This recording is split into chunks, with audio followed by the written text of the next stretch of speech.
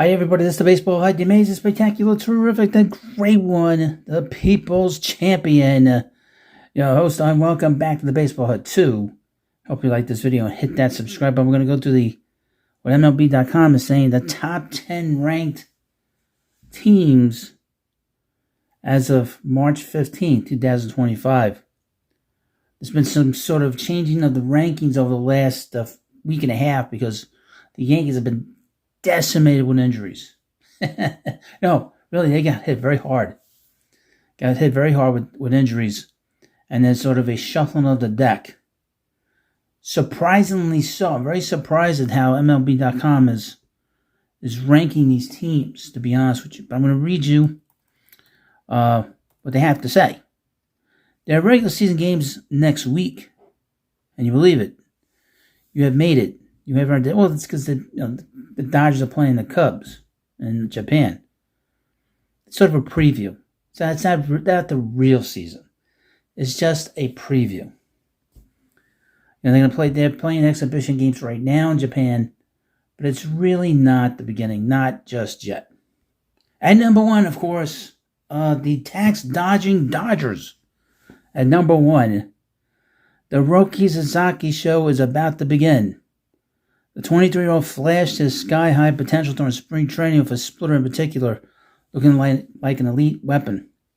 But now comes the real test, with Sasaki expected to take the mound to start Game 2 of the Tokyo Series. Can he rise to the occasion in his home country?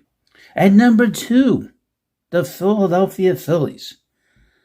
It's fair to say the Taijuan Walker deal hasn't turned out the way the Phillies had hoped when they signed him for. Why are you starting it out with Taijuan Walker? Whatever. But his performance this spring has been a revelation. Velocity's up, walks are down, everyone's excited. How he could even find his way back into the rotation at some point. And that's a weird way to start how do you prove that the Phillies are just as good? Now, the Phillies were in first place. The one thing you can say is they were a first place team. And they got Taijuan Walker back. He doesn't make or break your season, but that, I guess you got to sort of point out certain things there, I guess. At number 3, the Atlanta scum-sucking Braves. Spencer Strider's return has been pegged for the end of April for a while now, but he's a rehabbing pitcher, and it's notoriously difficult to keep those guys on schedule. That's why it is terrific news that all is going according to plan. Quote, I think it's been a really seamless process so far, he said. Now, I would mention about Ron Acuna Jr. He said he's not coming back until May. We will see where the Braves are at. They did finish behind the New York Mets in the wild card, so just keep that in mind for this year. And with probably the smallest, really 2 sentences of a description. At number 4, the New York Mets. The injury to Francisco Alvarez was a bummer, but he should be back by May and still only 23 years old. There's no way a broken hamate bone is going to douse all the good vibes in Mets camp this spring. I would mention they are America's team. Every American is always invested in what the New York Mets do. They are. Good, bad, or indifferent. They love the Mets. They see a little bit of themselves in this wonderful team that we're fans of. At number 5, the Baltimore Orioles. Grayson Rodriguez's right elbow injury, which will keep him out for the beginning of the season. After he got a cortisone shot, is the sort of thing that is going to make Orioles fans particularly nervous and frustrated. The rotation, a source of concern already, is now even thinner. Now, they let Corbin Burns go.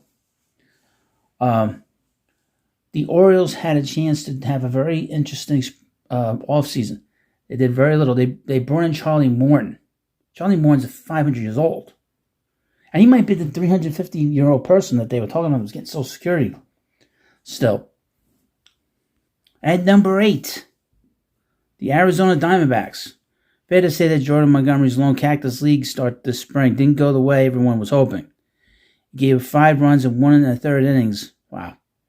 On March 8th, he's less concerned than everyone else, though saying his injured finger felt fine and encouraging him himself to take a chill pill and relax. Oh boy, he did not have a good year last year. He Now they're going to be good. I mean, the Diamondbacks are going to be very good in the National League West. Excuse me. They'll probably finish. It's going to be a very interesting battle for the second place in that division. And with the Padres, they're going to be going back and forth in that division, and they're going to be really competing very hard for the last three wild card spots. They really are. They're a very good team. They really are. Now here's a bit of a break at number 7, the Boston Red Sox. This tells you how precipitously the New York Yankees have collapsed in terms of how people are looking at them. Don't underestimate the Yankees. As long as they have horse face, as long as they have Aaron Judge there, they have a shot. Take off all the salt you want, and it's totally fair if any Red Sox fan is skeptical, but it should be said that Trevor Story has looked healthy and quite solid so far in camp. For a player many have already written off, a comeback tale would be awfully exciting. The pitching is going to be really good. They're going to have Garrett Crochet there. They have a very young team. They're going to take a step forward. It'll be interesting to see how big of a step it's going to be and how big of a step the Yankees have taken, now. They signed Max Fried, but he's not starting in opening day. They don't have Garrett Cole. They don't have Juan Soto there this year again.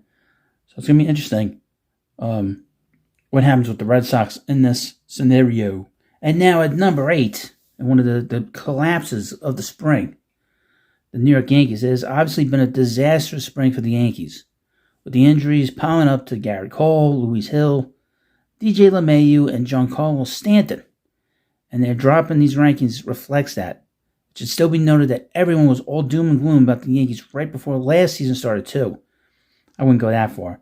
And they reached the World Series. Of course, they had Juan Soto then, absolutely.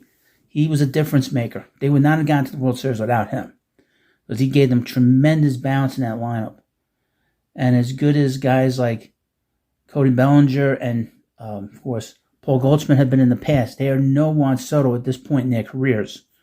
He is not just a generational player, but a future Hall of Famer if all things are equal and he stays healthy. At number 9, the San Diego Padres. The Padres' quiet offseason and some off-field turmoil have many people wondering if their late 2024 run was a blip. In our annual World Series contenders draft, my colleague and I were obviously concerned. San Diego fell all the way to 17th. Now they have issues with their ownership, and they didn't spend money. But they're going to be battling pretty hard for the wild card and pretty hard for the second place in the National League West. I think they're going to be pretty good. They have a good manager. They have a good situation there. They have a good culture there. I think that they will be contending. If they don't, I'd be surprised. And if they aren't contending, they're going to start moving some of the pieces off that team. Luis Rise, Dylan Cease, Michael King. Those are guys that could be moved. AJ Preller will not wait long. If he has to make a move to change the team, he will do that. And finally in this video, at number 10, the Texas Rangers. Amazingly enough, Houston Astros aren't on. When was the last time the Astros have been in top 10? Probably at least 10 years, I would say. At number 10, the Rangers. Kumaraka got off to a miserable start this spring, giving up 8 runs in 2 innings over his first 2 Cactus League outings. That's all part of the process. A trip to the Rangers pitching lab has everybody feeling better. Quote, he's going to be a big part of our team this season. President of Baseball Operations Chris Young said. Now, I would mention about the Rangers. They won the World Series 2 years ago. But their pitching was older. They have one of the best farm systems in the game, and it's a big reason why they won 2 years ago as well.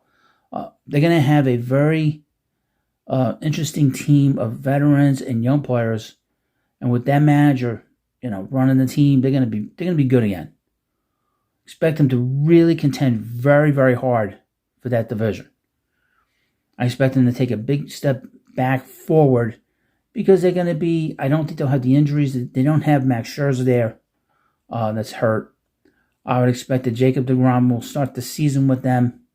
If he has a good start and is able to stay on the field, they'll win a lot of games. But like I said, they have a very young team still in places. Their pitching is young. It's coming along. Jack Leiter is coming along. They expect him to be in the rotation. Kumaraka will help them sometime down the line, somewhere down the road. They are a very interesting team. Now, you let me know what you think about this video, and of course, this is all tongue-in-cheek. This is all meant to be in fun, so don't take all the sort of jokes and goofy things I say seriously. So, thank you for watching this video. Of course, please subscribe to Baseball Head 2, and I'll see you later.